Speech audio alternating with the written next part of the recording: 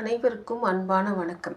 கடையில் விற்கிற மாதிரி ஜவ்வரிசி வத்தல் எப்படி போடலான்னு சொல்லி தாங்க ஒரு டிப்ஸு தாங்க நான் உங்களுக்கு சொல்ல போகிறேன். பாருங்கள், ஈஸியாக இருக்குங்களா? இதுக்கு வந்து 1 கிளாஸ் ஜவ்வரிசிக்கு 1 கிளாஸ் தண்ணி ஊற்றி ஓவர் நைட் சோக் பண்ணி வச்சுக்கோங்க. அதை வந்து நம்ம ஸ்பூனில் எடுத்து கையில் தட்டினா நமக்கு கஷ்டமாக இருக்கும் இல்லைங்களா?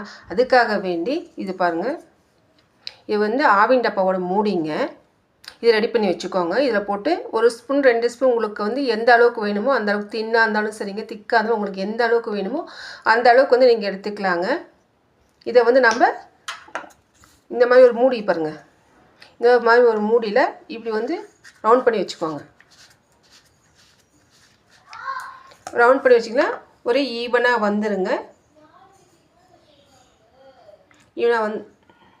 ஈவனாக வந்த ஜவ்வரிசியை வந்து இப்படி போட்டுடணுங்க.